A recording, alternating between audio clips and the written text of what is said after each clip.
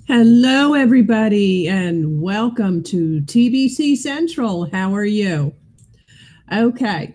Yesterday we started a video, and it was a Pacific Way story. So that was part one that we did. So today we are going to do the Pacific Way story, Struggling for a Better Living, Squatters in Fiji, part two. Anyway, here we go.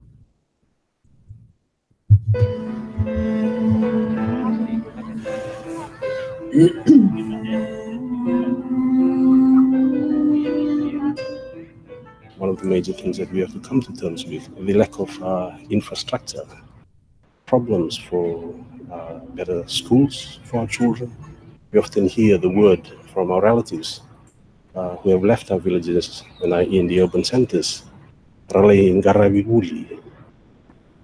And it shows it's a testimony of the decaying, the lack of investment into public infrastructure, important public infrastructure like education, access to public health.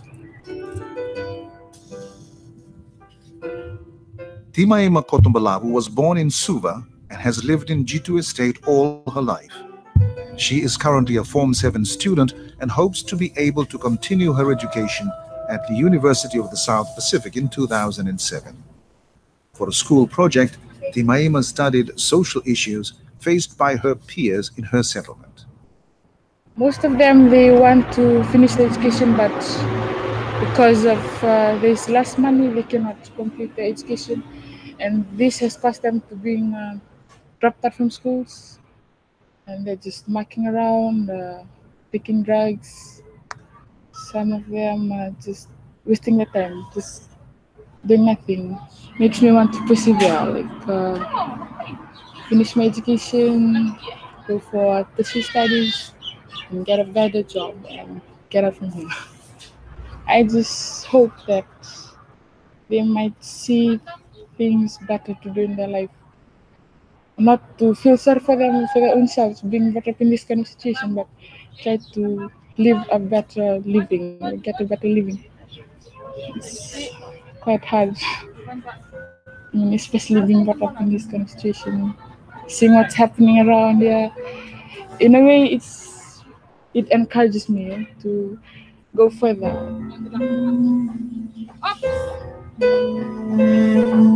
I've witnessed that in past years, where our forefathers, even my grandfather, his time and my father's time, where we used to do that sole solevaki type of work, and we call it by working together. In Fijian, we call it sole solevaki. So, and I think if the people in the squatter settlements work together, they could do a lot in terms of cleaning up their compound. Even though they are staying in a squatter settlement, they could make the environment look a bit better by cleaning their own compounds and digging their own rubbish bins, looking after their toilets,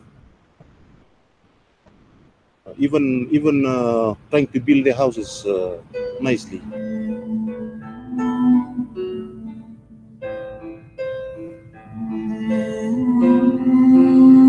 The Ministry for Environment worked with residents of Wailea settlement in Suva on a pilot project. The project saw the establishment of a Wailea litter prevention committee that eventually convinced the Suva City Council to provide waste collection services at a much lower rate. Residents contributed to buy the skip bins and agreed to a monthly contribution of $1 to ensure the service continues. Initially, before we had done any awareness, people were, non-committed towards waste. They thought they could produce whatever amount of waste and just throw it in the river, and that was the end of their waste. They had gotten rid of it. It went somewhere, but where, they didn't really care. But after our awareness work, they realized that, it doesn't just go away, it remains in that river. They use that river and they're affected by it. Also, they used to burn their waste. That's also harmful because there's so many kinds of things you're burning, metals, plastics, which can have an effect on their health as well. So we got all these things across to them. one other thing we try to tell these people, now that we've told them that, okay, waste management is important for their environment and health, now that we've done that, they're thinking that skip bins is the solution. That's it, that's the solution to the waste management problem. But really, we're trying to tell them to minimize their waste, not to, generate as much as possible and then have the skip bins. Because the less that they produce, the less amount of money they'll have to give for the collection. And then you have your PET bottles and things which you can recycle and get the money from.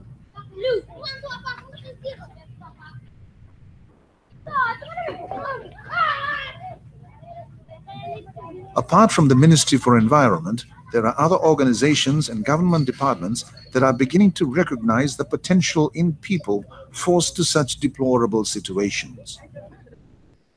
Those who work with residents of such settlements agree that squatters cooperate and are beginning to exist as one unit regardless of one's ethnicity or religion. Improvising has become second nature and relations are good, but attitudes must change towards them.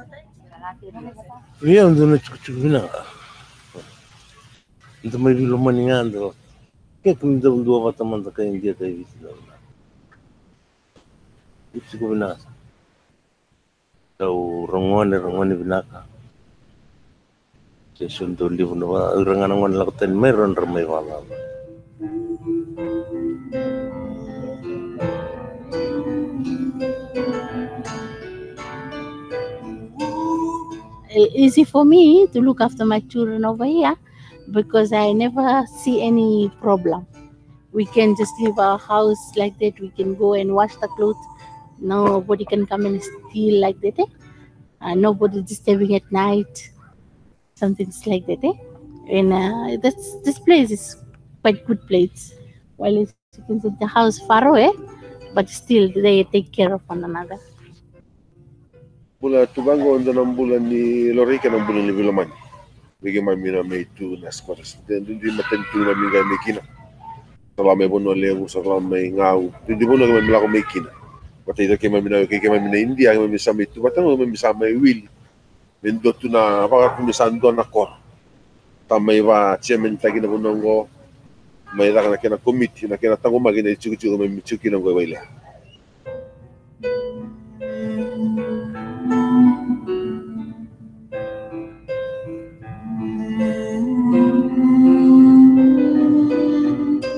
There are two sides of squatter settlements. On the one hand, you have squatter settlements being criticized as being eyesores. So city councils and government want to get rid of squatters, move them preferably to a place where they won't be seen, move them far away. They say they're not paying their rates, city rates. They shouldn't be voting in elections. They don't need to be consulted. They're just an eyesore. They're lazy. They are hopeless people. They've got nothing to contribute. And we often hear that side or that attitude. Squatters are really a part of the solution. There's enough housing being provided by government, so they're putting up their own homes. Often, many of them don't have full-time employment, so they're creating their own employment. So they're really providing creative solutions to areas where government was finding it difficult to move in terms of housing, in terms of employment. And we should never forget that the squatters are contributing to the economy of the country. Many people in squatter settlements are working as security guards. Some of them are working as nurses or maybe in the police force, maybe in supermarkets or whatever. So they're earning some wages, and they're also buying things from the supermarkets and whatever. They're paying taxes, indirect taxes, VAT. So they are contributing to the economy of the country. One thing you must consider that the squatters are resourceful. They don't like to be dependent on anybody, They would like to fend for themselves, but all they want is some opportunities created for their survival, because it's an issue of bread and butter or sustenance.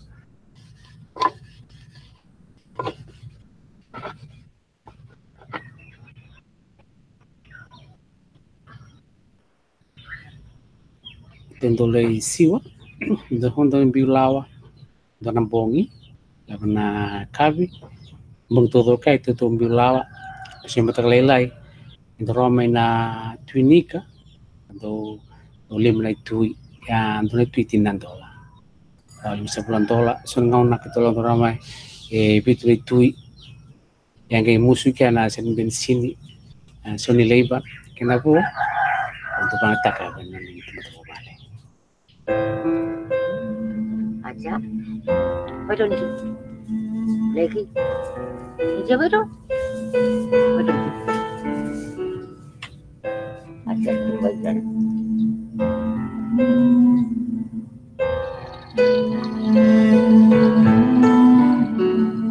Uno guru-guru nila boleh wasara watu manunda udah kanggari Neusi wana kawango udah kamot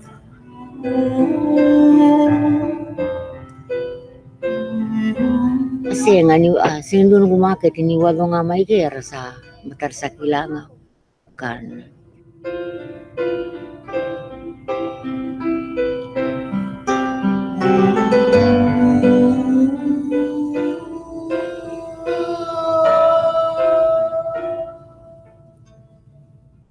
We are living in Skota area, so we don't have our own piece of land to do the farming.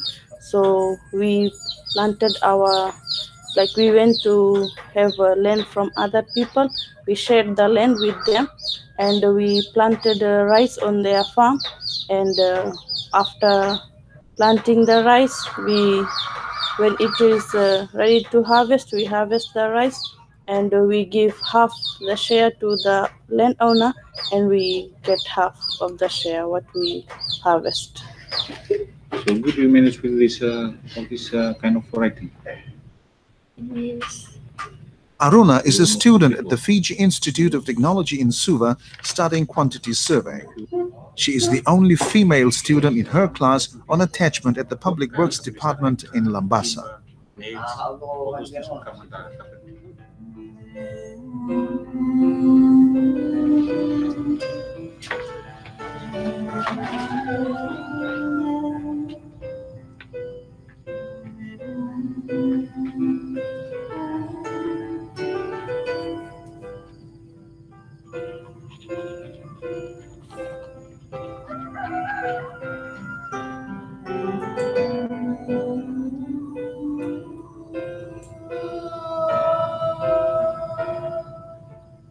Ritesh Ronald Prasad is a Form 4 student at Mbulilega Sanatan College.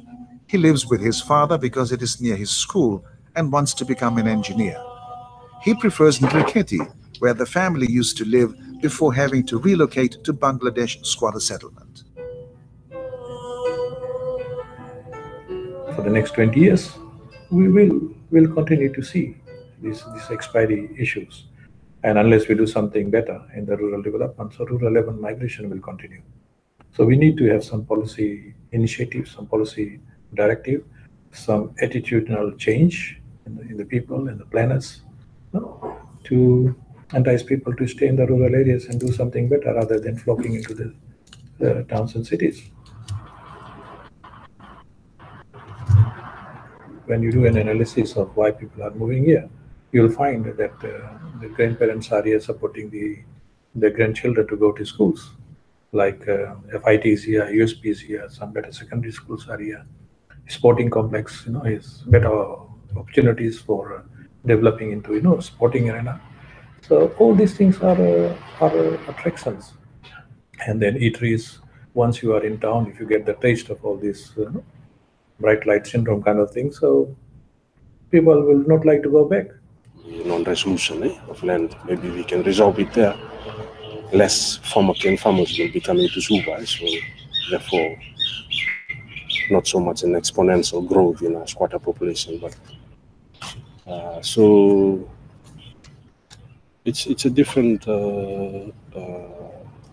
We have different views on this, and some of, but I think the fundamental thing that it's something that we need to work together hand in hand, and that will include we encourage each other, particularly the private sector included in here in terms of the provision of affordable housing, and of course government and civil society. sandundun me redan maten tu na tampan na ekemne tu wang na so me tu rasa sarani me biro roju kota na so limbula ngarami buli ari katale so me bulu kena na matamu kan kera ni takawan ton maten tu misulen tan na sinilap bimbina buli era tereda kina na manu buli ni ra buli bina merata na kata merni kakuni mena pa recukutali kene memingon merni rata na cucu merapang rata sunu bilang merle cukit. And the main issue here, the main thing is the land, you know. If the government could do something about the land, then there is a big goal for the people that's living in here. Because I think for each and every household to move back to their own village is going to be quite hard because they find it easy here because they work here, you know, and they don't want to go back to the village.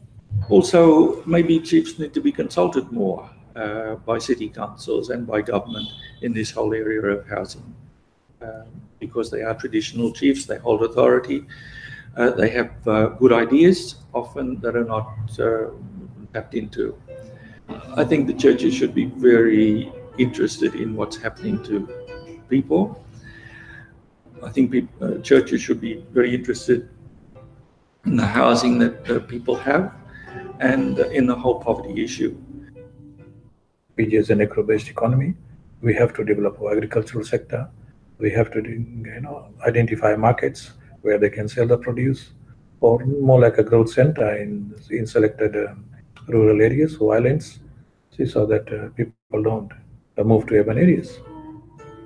From 2007, for the first time in human history, the majority of the world population will be urban dwellers. By 2030, the world urban population would have increased by 2 billion, while the rural population would have decreased by 20 million. We collect money from people in all our churches, and perhaps one of the targets in collecting money could be to build some houses in each parish, in each area, to help people who are poor, so that we don't limit ourselves only to religious activities, but we see that we can contribute to help people in the areas of need, particularly in housing. They are not really targeting the root cause of the problem, which is the wages. These people are earning below the poverty line. And for them to participate, for them to even buy their own house and save up to be able to loan money, they don't have the capacity to do that. So all this program is just like a band-aid approach to alleviating poverty. The government needs to refocus of where alleviation of poverty can target. So I think in my perspective, in my own experience in squatter settlement, the only way out for these people is to increase their salary, to meet that base where they can participate in life. How I can buy this block? I have no money this time. If lands department come here, okay, you have to pay here 10,000 or 15,000 for this block. I have no money. If government can help us to go the back, if NLTB told, okay, we will give the lease, again you people come back, then it's good. According to the most recent UN Human Settlements Program estimates, 3 billion current urban residents live in places characterized by insecurity of tenure, poor structural housing conditions, deficient access to safe drinking water and sanitation, and severe overcrowding. Squatter settlements or slums. Well, first of all, I just don't think it's their responsibility. I think it's the responsibility of the state to provide everybody with the basic necessities of life, like water, housing, health, and adequate standard of living for everybody, work, and so on. That is a state obligation. I mean, this is why when we talk about human rights, we're talking about the obligations of states, not obligations of individuals.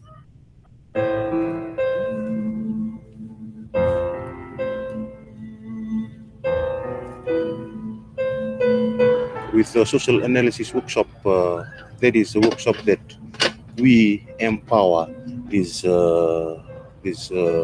community members who are living in the squatters. We are trying to, in the workshops, we teach them in ways of how to speak up for their own selves, for their future. When they are in the squatter settlement, conscientization, and we need them to break out and to wake up. And with this social analysis too, we don't only help them in waking up, we help them in working for themselves.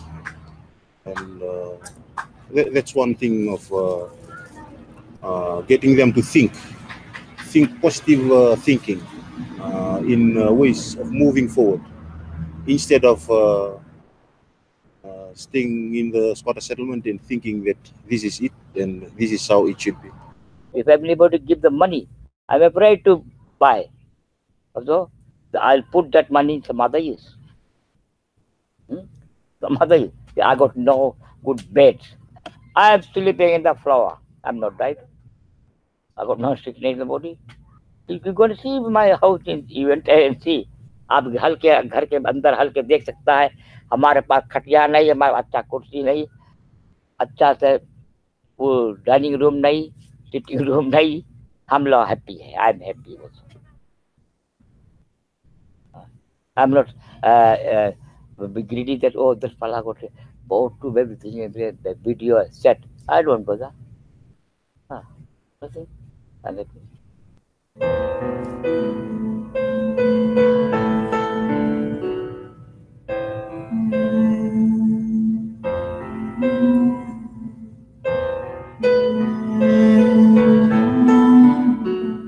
Well, even when the economies are operating, when people are in employment, I think what we also need to understand that even the 1997 poverty report talked about quite a huge proportion of people in employment themselves actually live a life of poverty. So even if we kind of talk about an economy which is operating, okay, we'll still need to look at what exactly all those people who are working, how much are they taking home in terms of pay? Is that take-home pay sufficient enough to meet their family needs and obligations, including one of their fundamental needs is affordable housing? I've struggled seeing my parents. They try their very best to give me what's best. I've now reached from 7. I'm not on scholarship. Like, sometimes you'll just know that there's something inside. Maybe there's a reason for me being brought up here so that I can, to be a good leader, you have to know what it's like. When it's like, those people who are suffering, you've gone through that suffer, so you've gone through all the situation. So I'm sure I will try. If I become a good leader in the future, I'm sure I know what it's like to go through all this, whatever comes up, all the circumstances, because I'm sure I've gone through all this. I can do it. It makes me want to persevere and endure.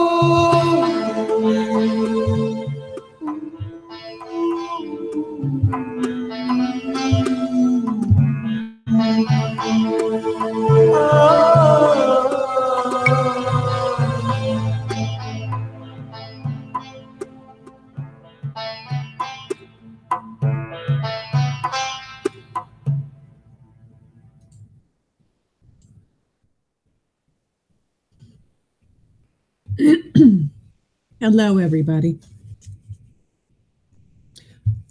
That was the video. That was the second part. And I just want to say, I created this channel to raise awareness for people in need. Those people might include homelessness, people that don't have homes, runaways,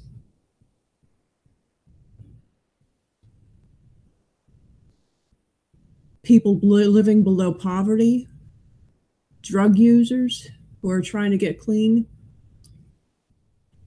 There are numerous people in so many categories which need to be brought to the forefront. If you have what you need to be grateful, as there is many that do not have. I'm not saying the rich should support everyone, but I want to make it clear that with proper planning, education, and help with changing mindsets, we can make a difference. We will never eradicate the poor because, believe it or not, it's a huge moneymaker for governments. Just like Big Pharma will never release all the medications or treatments that would cure so many diseases because they would suffer a major loss in profits when doing so.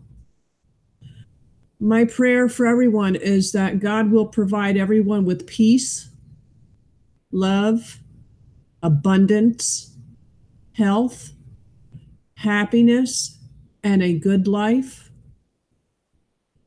Thank you. Be grateful and have a blessed day. Catch you tomorrow.